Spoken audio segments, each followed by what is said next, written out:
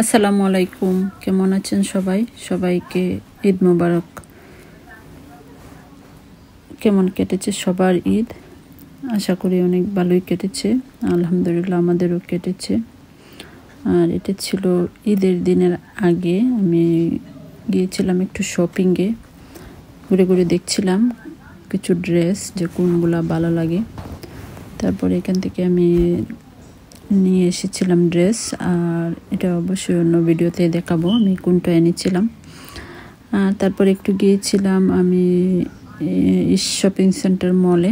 এখানেও একটু শপিং করতে গিয়েছিলাম বাচ্চাদের জামা কেনার জন্য। এখান থেকে বাচ্চাদের জামাও কিনে আনলাম। যাই হোক, ঈদ বলে কথা কিনতে তো হয়, যেহেতু বাচ্চারা আছে বাচ্চাদের জন্য তো অবশ্যই কিনতে হয়। তারপরে এটা হচ্ছে ঈদের দিন। আর এদিন আমরা বের হয়ে গিয়েছিলাম রেডি টেডি হয়ে।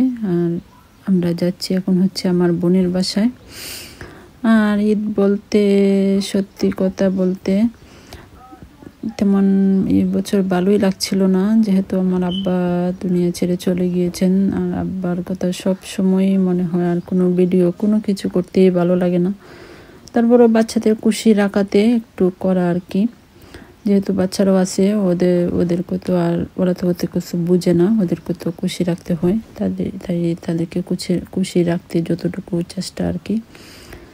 তো এখন আমরা আমার বোনের বাসায় যাচ্ছি, আমরা লিফটে আসি। আর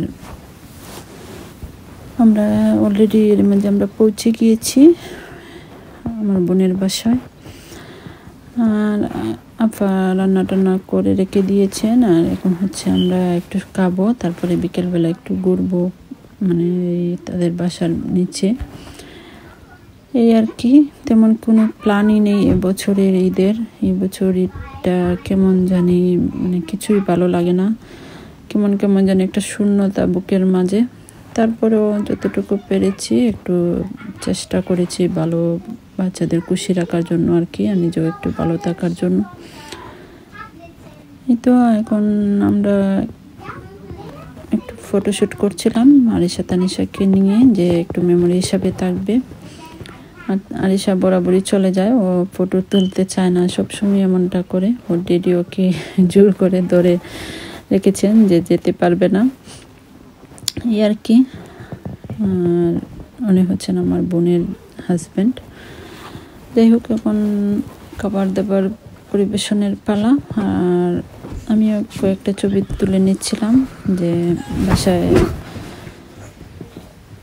একটু স্মৃতি হিসাবে থাকার জন্য আর কি, যেহেতু আপার বাসায় এসেছি, এই আর কি। আর এই তো আরিশার মনটা একটু খারাপ, ও আইপ্যাড আনে নাই, যার কারণে আমার মনটা খুবই খারাপ। ও তো কিছু মানে বাচ্চারা তো বিজি থাকতে পছন্দ করে, যেহেতু আইপ্যাড আনে নাই ও কী করবে সেই ভেবে সে একটু মনমনা। যাই হোক, এখন হচ্ছে তানিশা খাবার পরিবেশন করে দিচ্ছে আমাদের সবাইকে। সে বলতেছে আমি আজকে খাবার সার্ভ করে দিব। তো সে রোস্ট সালাদ এগুলা দিয়ে সবাইকে সার্ভ করে দিচ্ছে। আর ছোটো মানুষ এতটা পারেও না, আমি বলছিলাম ঠিক আছে যতটুকু পারো করো, বেশি করার তোমার দরকার নেই, এই আর কি। আর সে একটু ট্রাই করছে। আর আমিও যখন বাচ্চারা কোনো কিছু করতে চায় ওদেরকে বাধা দেই না, একটু একটু সুযোগ দিই, যে ওরাও সুযোগ দিলে ওরাও একটু খুশি হয়। আর এভাবেই তো শেখা, যখন বাচ্চাদেরকে সুযোগ দেওয়া হয় তখন তারা শিখে। এই তো আমরা খাবার দাবার শেষ করে এখন একটু বাসার নিচে নেমে এলাম। এখানে একটা ছোট্ট একটা প্লেগ্রাউন্ড আছে, ওরা একটু খেলবে আর আমরাও একটু হাঁটা চলাফেরা করবো, এই আর কি। তো তারাও খুবই খুশি প্লেগ্রাউন্ড পেয়ে। আর বাচ্চারা দেখলাম সবসময় তারা প্লেগ্রাউন্ডটা বেশি প্রায়োরিটি দেয়, সবসময় প্লেগ্রাউন্ড থাকলে ওরা বেশি এনজয় করে প্লেগ্রাউন্ডে খেলতে।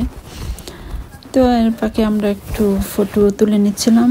আমার দুলাভাইকে বললাম আমাদেরকে কয়েকটা পিকচার তুলে দেন, উনি আমাদেরকে কয়েকটা পিকচার তুলে দিলেন। আর তো তারপর রাত্রিবেলা আমরা চলে এসেছিলাম। আর এখন হচ্ছে এটা ঈদের পরের দিন, আমাদের কুরবানি মাংস চলে এসেছে, এখন রান্না বান্না করব, এই আর কি। এইবারে কুরবানি মাংসটা একটু লেটই দিয়েছে, নর্মালি ঈদের পরের দিন দিয়ে দেয়, বাট এই বছর দিতে দিতে একদম রাত হয়ে গিয়েছিল।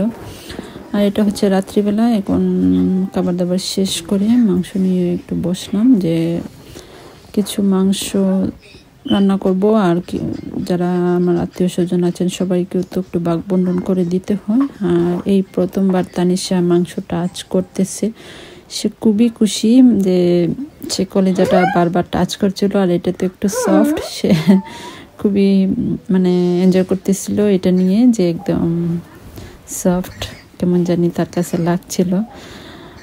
সে খুবই খুশি মাশাআল্লাহ। বাচ্চাদের জন্য এই তো, তারা যখন খুশি হয় দেখতে আসলে ভালো লাগে। আর অলরেডি আরিশা ঘুমিয়ে পড়েছে, এখন রাত্রে বাজে 11:20, সে ঘুমিয়ে গিয়েছে। আর আমরা হচ্ছে এগুলো একটু কাটাকাটি করবো, রান্নাবান্না করবো। আর রাত্রি সবাইকে ভাগ বটোরা করে দিয়েছিলাম। এই তো এখন রাত্রিবেলা আমি রান্না করতেছি, এখানে 3 ধরনের মাংস রান্না করতেছি। এটা হচ্ছে নর্মাল কারি, আর এদিকে হচ্ছে কলিজা একটু বোনা করতেছি। আর জামাই বলতেছেন বিরিয়ানি খাবেন, তাই ওনার জন্য বিরিয়ানির মাংস রান্না করে রেখে দিচ্ছি। এটা আজকে আর করবো না, আগামীকালকে করব। আর আগামীকালকে আমার বোনেরাও আসবেন, ওনারা আসলে পরে চালের রুটি বানাবো, সবাই মিলে খাবো এই আর কি। এই তো রান্না শেষ করে রাত্রে ঘুমাতে আমাদের প্রায় 3:30 বেজে গিয়েছিল ওই দিন। কিছু করার নেই, এটা হচ্ছে পরের দিন আমরা চালের রুটি বানিয়ে সবাই মিলে খেয়েছিলাম। আর এটা হচ্ছে আমার প্লেট, আমি একটু খাচ্ছি। এই ছিল আমার আজকের এই ছোট্ট ভিডিও।